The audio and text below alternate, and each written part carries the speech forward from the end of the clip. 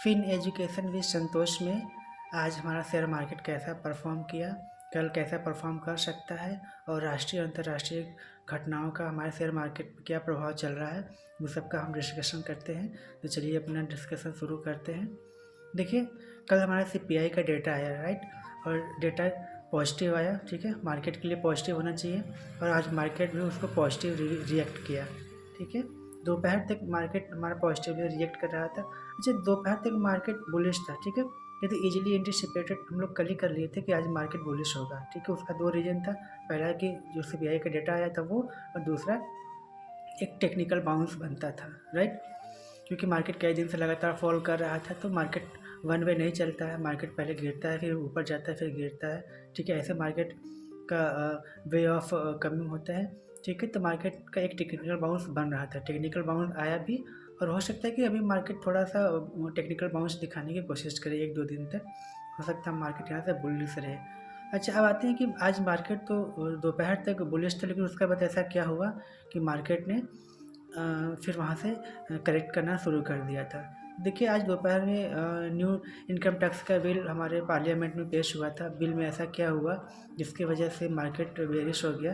ठीक है, तो अभी तो ऐसा कुछ स्पेशल या विशेष न्यूज़ तो नहीं चल रही है, लेकिन मेन कारण वही लगता है कि बिल में ज़रूर कुछ ऐसा हुआ होगा जिसकी वजह से मार्केट में एक नेगेटिव सेंटिमेंट आया होगा, राइट। CPI डेटा तो देखिए पॉजिटिव आया है, लेकिन उसमें एक नेगेटिविटी है कि जो बैंक ऑफ बड़ौदा है उसने अपना रिपोर्ट पब्लिश किया है। ठीक है, और रिपोर्ट में उसने कहा है कि ये जो CPI का डेटा आया है जो कि कम आया है पिछले महीने की तुलना में, उसका मेन रीज़न है एक सीजनैलिटी है। तो देखिए, कि आप सीजनैलिटी बोल के अपना CPI को कम करिएगा तो फिर ये तो मतलब एक अच्छी बात नहीं है ना। आप जेन्युइन इन्फ्लेशन को कम करिए, वो ज़्यादा इम्पोर्टेंट है ना कि आपकी सीजनैलिटी। इसका मतलब कि जैसे सीजन ख़त्म होगा हमारा इन्फ्लेशन फिर से आएगा। तो ये this is not good for the market. ठीक है, और यदि वो जेन्युइनली इन्फ्लेशन डाउन होता है तो ये इकॉनमी के लिए अच्छी बात होगी, और बाई सीजनैलिटी है इसका मतलब है कि यह टेम्परेरी है, इसके बाद फिर से इन्फ्लेशन आएगा। और मार्केट में भी आज हमारे मिड कैप और स्मॉल कैप में थोड़ी बहुत रिकवरी थी, लेकिन एट द एंड वो रिकवरी भी ख़त्म हो गई। देखिए, मार्केट चल रहा है, क्या कर रहा है, पहले एक हाई बना रहा है फिर वहाँ से वो रिट्रेस कर रहा है। ठीक है, फिर एक हाई बना रहा है फिर वहाँ से रिट्रेस कर रहा है। मतलब ये लोअर हाई का ये जो चैनल चल रहा है ना, जब तक यह चैनल नहीं टूटेगा मार्केट में एक अच्छा मोमेंटम हमें बुलिश साइड में देखने को नहीं मिलेगा। इस चैनल को तोड़ना बहुत ज़रूरी है, लेकिन ये चैनल कब टूटेगा, कैसे टूटेगा, नो वन नोज। वहीं पे एक बहुत ही इंपॉर्टेंट न्यूज़ कई दिन से आ रही है, रेदर देन कल ज़्यादा ये फेमस हुई थी कि Elon Musk wants ChatGPT। Elon Musk ChatGPT को खरीदना चाहते हैं, जिसके लिए उन्होंने ऑफ़र किया था $97 बिलियन का।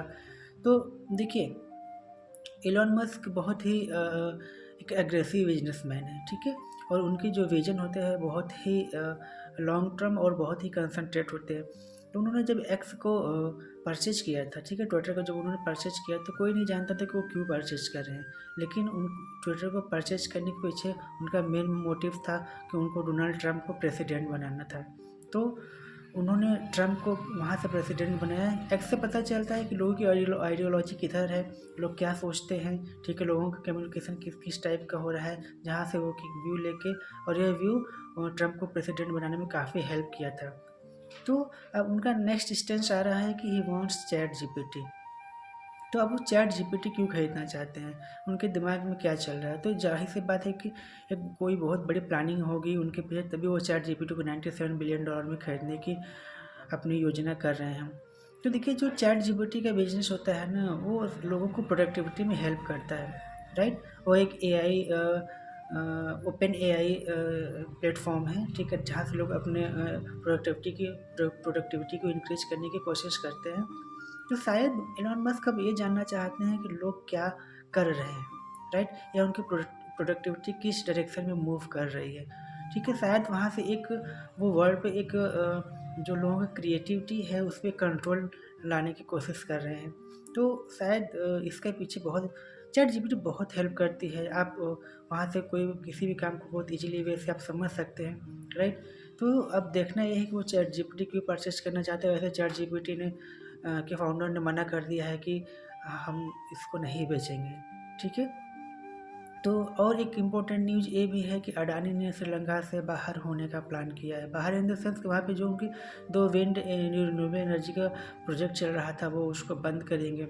जिसमें ये कहा अडानी ग्रुप का ये मानना है कि वहाँ की जो गवर्नमेंट है वो हेल्पफुल नहीं है और शायद कुछ और डिस्प्यूट होंगे जो कि अभी हम लोगों को नहीं पता है, लेकिन फॉर द मोमेंट वहाँ से बाहर होने का डिसीजन अडानी ग्रुप में ले लिया है। अच्छा, देखिए हमारा जो सीपीआई डेटा आया है ना, इंडियन सीपीआई डेटा तो पॉजिटिव आया है, लेकिन अभी जो अमेरिका की सीपीआई डेटा आया है वहाँ पे बताया जा रहा है कि जब से ट्रम्प प्रेसिडेंट बने हैं वहाँ पे महंगाई 0.5% इंक्रीज कर गई है।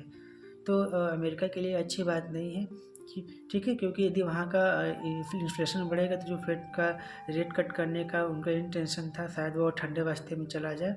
तो जनवरी के महीने सॉरी दिसंबर में जो इन्फ्लेशन था वहाँ से जनवरी महीने में 0.5% का क्या हुआ है, उछाल आया है।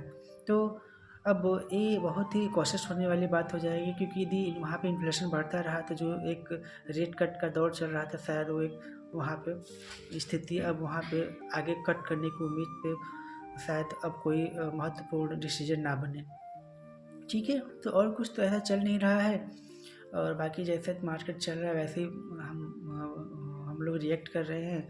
हमें मार्केट के अकॉर्डिंग में अपना प्लान करना है, ठीक है। तो और तो कुछ है नहीं ऐसा।